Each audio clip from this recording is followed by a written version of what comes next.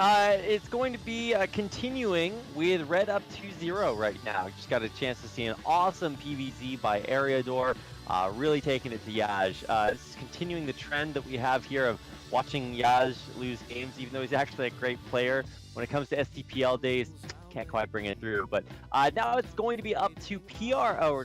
Yeah, I keep spoiling the players' kicks. Take it away. It's fine, it's not too much of a big deal, because we can just switch to the overlay at any point. Doesn't really matter too much, but we're going to have for Red, it's going to be KuH.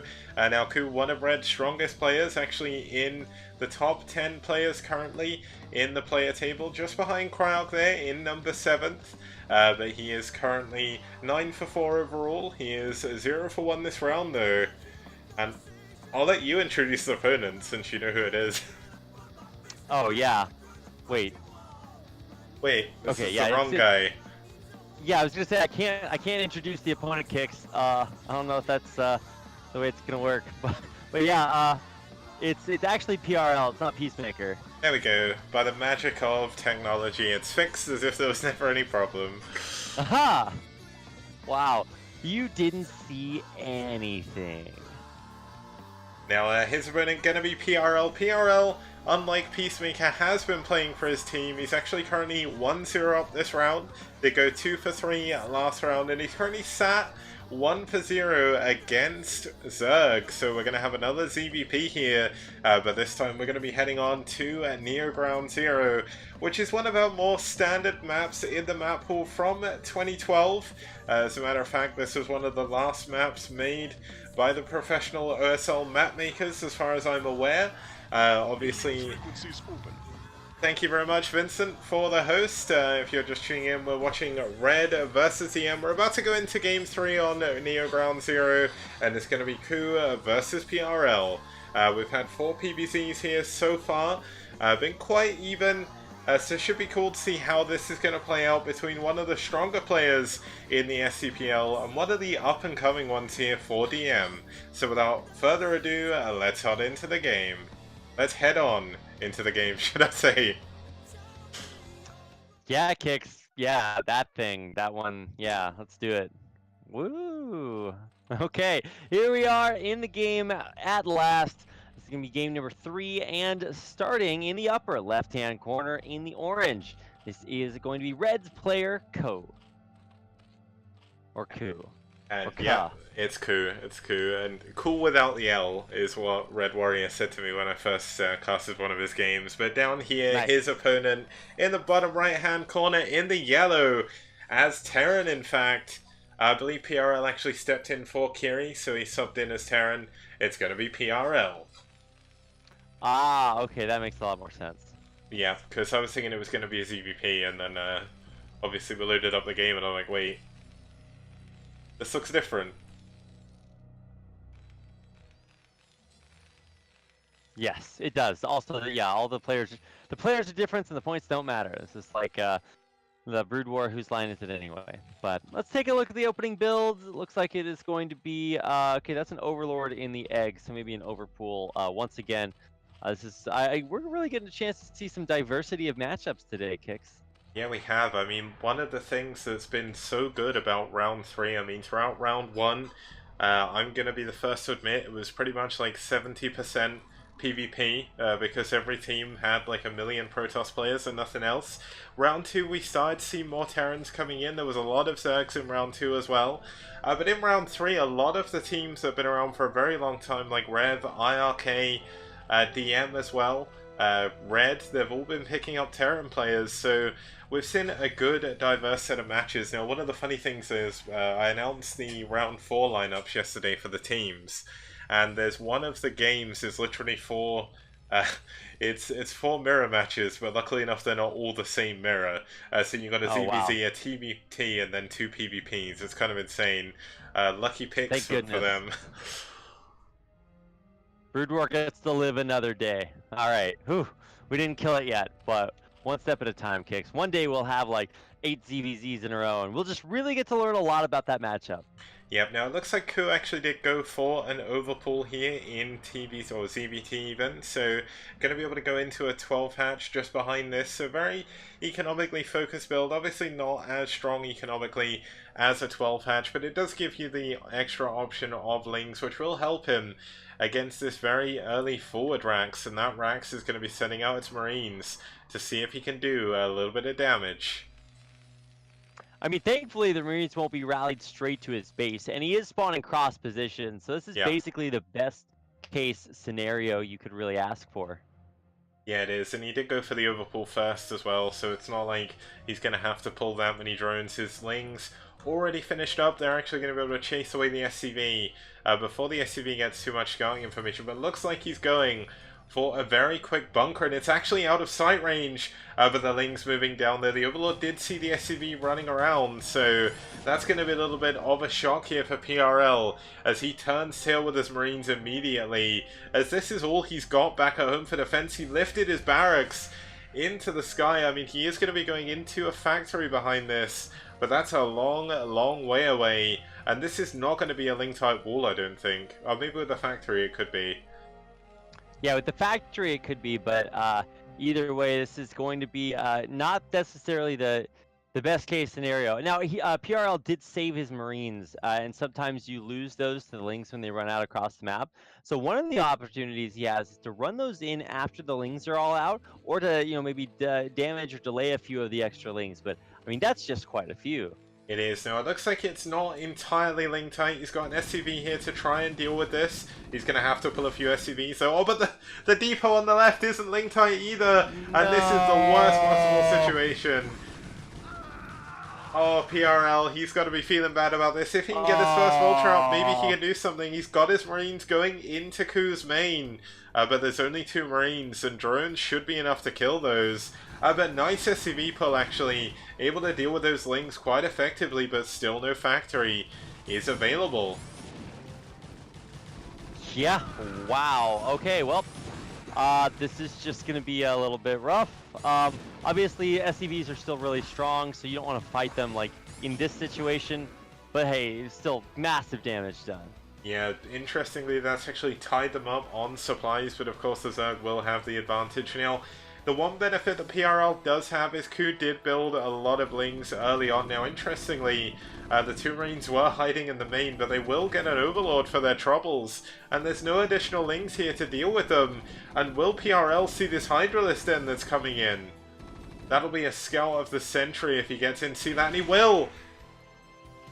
Oh my god. How? Oh my. Okay, well, that's pretty good.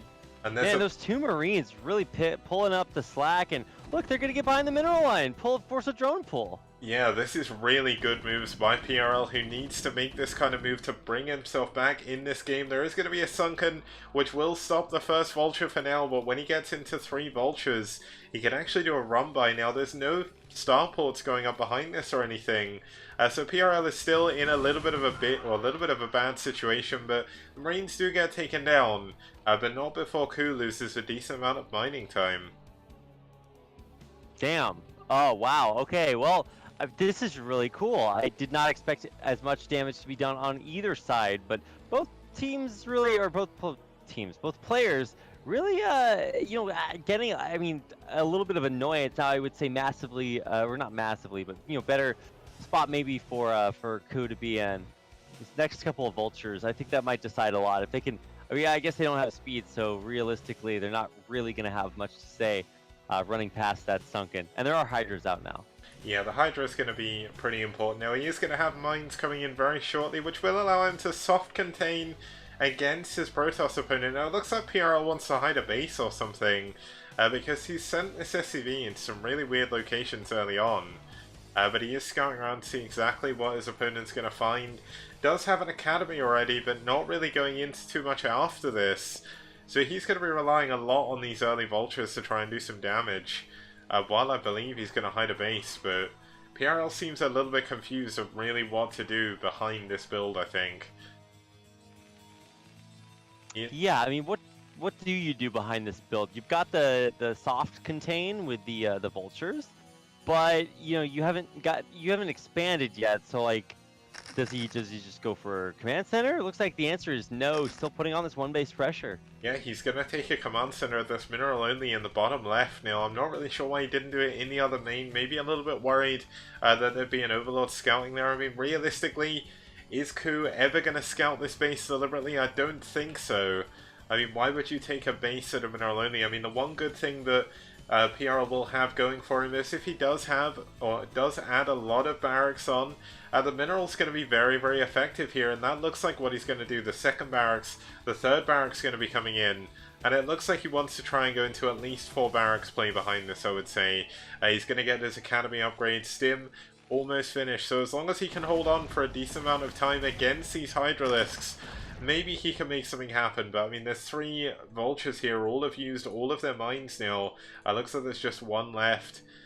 And he's going to be on a little bit of a timer to try and stay alive. He doesn't actually have any attacking units back at home to defend against anything. I mean, to be fair, it's not like he has Overlord speed, or KuH has Overlord speed, so, I mean, it's going to take a while to get through all the mines. And I don't know if you saw that clip of Shine trying to fight mines with Hydras, but from KSL qualifiers, but spoiler alert, it does not go well. Yeah, the other good example of that is Heartbreak Ridge, GG Aimer versus, I think it was Yeah. Oh, that game is so good. Yeah, as soon as you say Game-O and Heartbreak Ridge, like, everybody knows what you're talking about. Yeah. And if you don't, go back and watch that. It was Game-O versus, what, Up Magic? Yeah, I think it was Up Magic, because he used to be one of my favorite Terran players until the match-fixing scandal. Until that happened. Yeah. Yeah, it was a rough time. Luckily enough, we're past that now. Brood War still continues on, despite a lot of the sort of doomsaying back then. Obviously, we do have 3 barracks in the STPL at the moment coming on. We've actually got mines on the ramp and in the main, so PRL is going to be looking to hold on to his ramp if he can. Now, there is an Overlord down here, so this will be able to scout these mines, and there's only actually 5 Marines right now against... I mean, that's at least 10 Hydralisks right now. Unless my counting is incredibly bad, so that's going to be a bit rough as we move forward here. Yep, Overlord in there to see the mine on the high ground, so that's not going to be effective at all. Missile turret coming up for any lurkers that could be the follow-up here. Oh, the vultures in the main though. Yeah, vultures in the main actually killing quite a few drones, but eventually they'll be taken out by these Hydras, and nothing really in place to deal with any of these Hydras attacking the ramp.